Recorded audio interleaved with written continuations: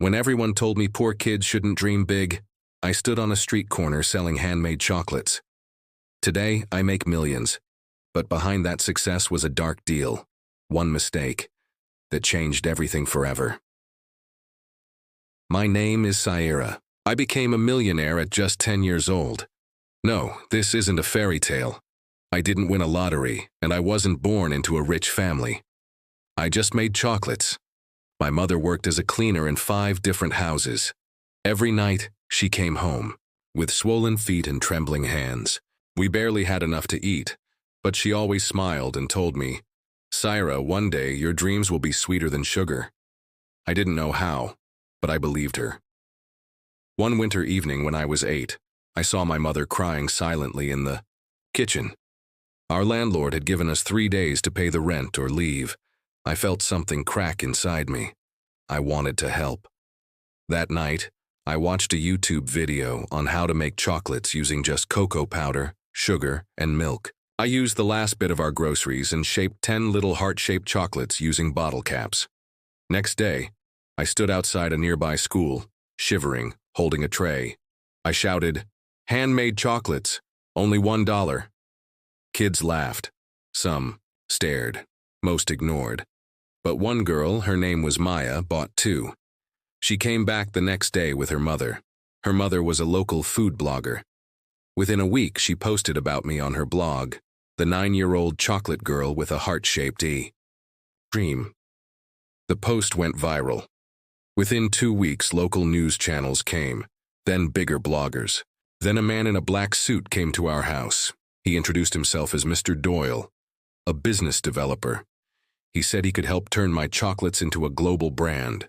He said, "Saira, you have magic in your hands. Let me turn it into gold." I was 10.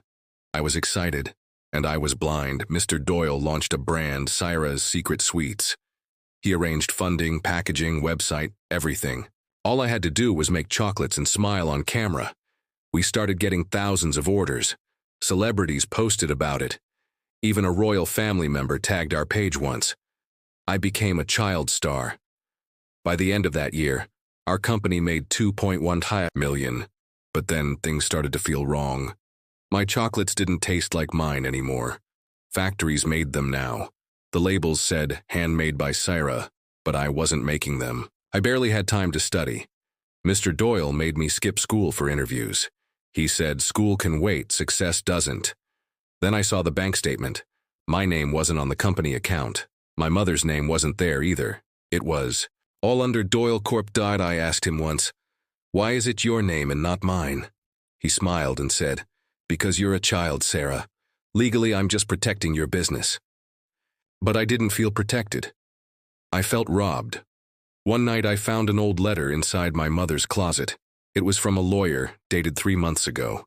It read, "Dear Ms. Nazarene, as per your daughter's agreement signed under Doyle Corp., she no longer owns any rights to the business or profits.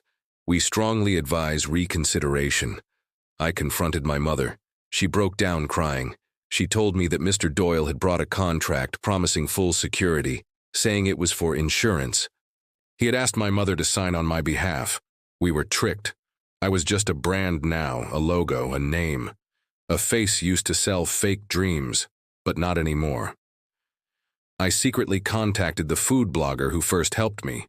She connected me with a non-profit, legal firm for children's rights. It took 11 months, but finally we filed a case. The court ruled that I had been exploited. The contract was declared invalid because of manipulation and the absence of parental legal knowledge. I got my rights back. I also got full creative control of my brand, this time with my mother as co-founder. We shut down all Doyle factories. We restarted small, making chocolates again in a rented kitchen the way I used to. Authentic, real, mine. Today, I'm 12. We have our own online store. We employ other single mothers and children's caregivers. Our slogan is, "Sweetness shouldn't be stolen." Everyone said dreams are for rich kids. I proved them wrong. With a tray of chocolates, a heart full of fire, and one hard lesson about trusting the wrong people.